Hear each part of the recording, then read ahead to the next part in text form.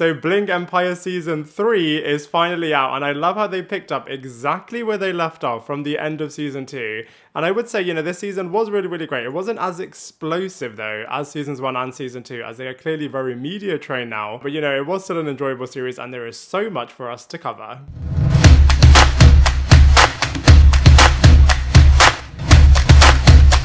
What is up, everybody? Welcome back to my channel, Lifestyle Critic. I hope you're having a brilliant day. So in this video, we are going to be reviewing Season 3 of Bling Empire. And I absolutely love this show. I love that they are putting Asians front and center and just creating a really great reality TV show space set in LA. And as this is Season 3, we know these characters really, really well. So you can just dive straight into some crazy scenarios with them. And it is just so enjoyable to see, and just seeing how all of them navigate. And we're really connected to them on an emotional level. So it just means so much more. And like I said just now, I love how it's continuing everything from Season 2.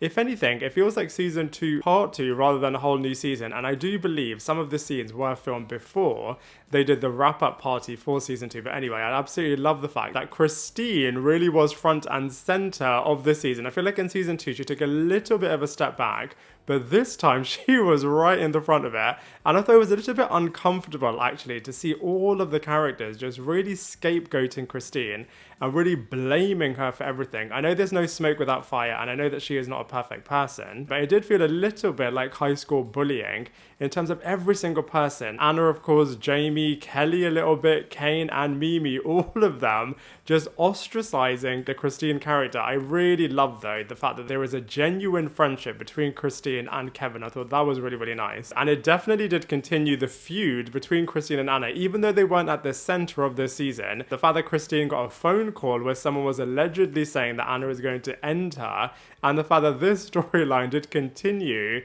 in this season was really, really crazy. I, on this point, am on the side of Christine, actually, as it seems as if Jamie did speak to an editor and then got the editor to sign an NDA, a non-disclosure agreement, to not speak about this on a public forum. So in this instance, I do feel like I'm on Christine's side, but who knows what the truth really is. And speaking of the end of Season 2, loved the fact that we picked up exactly where we left off with the cliffhanger of Andrew coming to see Anna. I think he was really, really smart in terms of doing that, as he won over Anna in terms of being so genuinely apologetic and really then making Anna question the way in which he was so judgmental towards him in Season 1. And I thought it was so brilliant and dramatic how Andrew entered into that party, and this sequence where they were just showing how Kelly was so uncomfortable in reacting to this, I just thought was really reality TV gold. But it was a shame that after that, Andrew just kind of disappeared. I get that Kelly is moving on and she wants to do her own thing, but it would have been really nice to see Andrew, especially after he had such a dramatic re-entrance.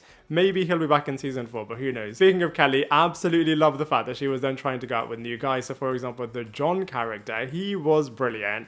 And I love the social commentary that this is starting in terms of on dates, should the bill actually be split, or should the guys fork out for it? Maybe on a first date it is acceptable, but I just thought that was really, really brilliant. And the way in which John was just reacting to this, and the way in which Kelly was expecting him to pay for it, I thought that was so fascinating. And another thing I thought was really, really fascinating was the way in which Kevin was reacting to Kane getting a Fenty partnership and deal. Clearly, Kevin wants to be a really successful model, and he has really opened up on his Instagram the fact that he has tried for so long to be a successful model, and he would have anticipated and thought that after appearing on Bling Empire, he would be inundated with brand deals.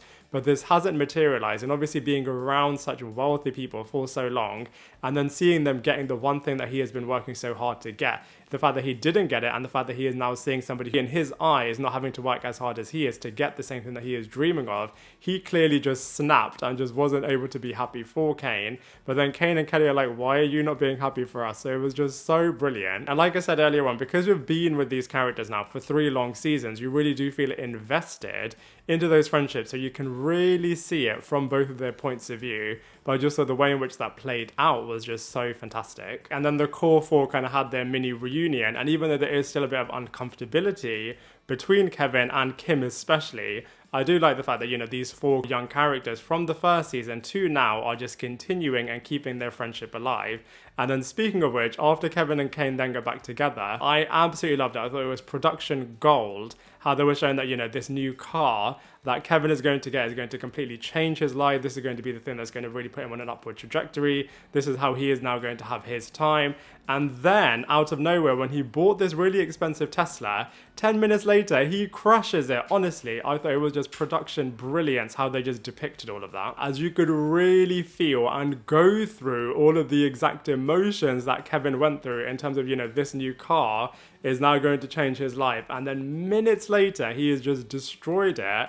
And just the way in which he's so disappointed within himself, the way in which Kane is really disappointed with this, the way in which his adopted brother and dad are understandably disappointed with this as well. So brilliant and so dramatic. And I have to say, Kevin really does carry this show. He is firstly the eyes and ears for the audience and is just so brilliant. He just literally does throw himself headfirst into all of the storylines, into all of the relationships. And I just think it's really, really great. And speaking of which, I thought it was so hilarious how he was then dating the healer that was helping these four characters get a stronger friendship bond, and is obviously the healer for Kim, and she is the person that introduced this healer into the group, and then Kevin is then dating her. I thought it was just so ridiculous. And Kim's reaction, I do think, is a little bit understandable, but then Kevin is then able to realize this after talking to Christine, and then the tables literally turn on him as Kim is then dating Louis Tan, and literally does throw the dagger into his heart when she was like, look, you're just not my type.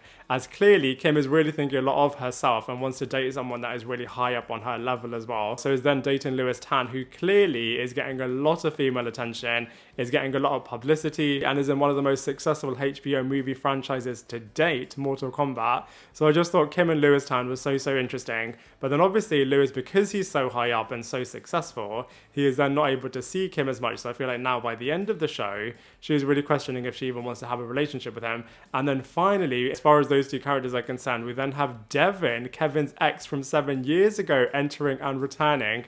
Absolutely loved it, the way in which Christine really meddled in a positive sense in terms of bringing these two characters together and then so dramatically bringing her out during that dinner sequence. I wonder if Devon has got really good intentions in terms of getting back with Kevin, or if she's using the publicity for her own career. I think it's so interesting, especially the way in which Kim was reacting to this. I have to say, those final few moments of season 3 were absolute gold. And then speaking of those final few episodes, absolutely loved traveling to Paris with Christine and with Kevin, and I guess Jamie as well. So eye-opening. I feel like those sequences definitely saved the season, especially from a rich lifestyle point of view as well. As in the first season, understandably pre-COVID, they were able to have these massive luxurious parties, and that hasn't happened so much in season 2 and in season 3. Like I said, fully understandable why. But I feel like the sequences in Paris really did re-energize all of that and really show how luxurious the lifestyle is for these rich and famous people, especially being driven to the front of the queue when boarding a plane and traveling in first class. And how amazing was the lounge as well. So all of those sequences are really good. As otherwise, you just see these guys just shopping all the time. So I feel like it really needed something big and dramatic to happen. And the most dramatic moment of all across season 3 has got to be when Christine's husband also completely snapped, especially at the production team and the camera team, when he was like, stop following me, when he didn't appreciate the way in which his wife was being treated by everybody, ostracizing her at Mimi's party. That sequence, you could just feel how intense it really got. And also, I did feel really sorry for Christine, like I said, this season, as she was also on Dancing with the Stars, which you could feel how much it meant to her. And none of the other guys were really that supportive of her, which was really sad. Like I said, you know, I'm sure there's no smoke without fire, and I'm sure she has caused and pushed a lot of people away from her. But still, with that being said, it was really disappointing to see. On a lighter note, I absolutely love the battle, the non-alcoholic pitch battle between Kelly and Kevin, pitching to Mimi and her Don husband, and to see which one is going to win the business deal. I thought that was so fascinating. Kelly was super slick with her presentation, absolutely flawless, whereas Kevin led more with emotion. And I just think it's so interesting, as being a really strong storyteller and really winning people over from a psychological, emotional point of view will then therefore mean that you can easily convince them from a logical argument perspective. I thought that was so fascinating, just from a psychology and business perspective, and Kevin really did need that successful boost, and I just can't wait to see how his brand is going to be. And on that point, I thought it was really great as well how he was talking to that model mogul, and she was like, look, the landscape has really changed from just getting cover deals and runways for models, but actually now to really focus on their own social media page as they really are the media, and to really focus on things that you believe in. I feel like that was a really interesting influencer type lesson. It didn't have as much Anna's Shay this season as I would have liked, but though it was pretty hilarious how Kim was trying to get her out and then sneaking her out and seeing all of the security that she has. I feel like that aspect, we haven't really seen it that much in this show so far, but clearly, as these guys are so rich, they are massive targets and need to have security and safety. And I just thought it was really interesting as clearly they do seem to live very different lives, both from an extravagance point of view as well as from a freedom point of view as well. And speaking of extravagance, Kane getting a new watch after his dad was so proud of him for everything that he has achieved with the Rihanna Fenty deal, I thought was really, really great.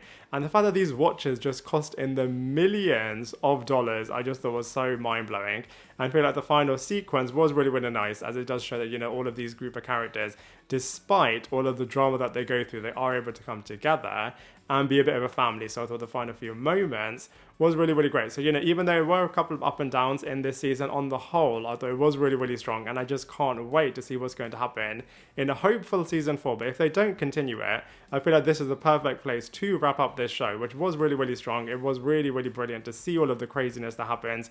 And of course, we will also continue with Dorothy Wang in New York City, which I think is going to be a really fascinating continuation. But as far as season 3 of Bling Empire is concerned, I'm going to give it a solid 7 out of 10. Now I'd love to hear what you thought of season 3, so please let me know in the comment section below. Otherwise, I look forward to seeing you in my next video.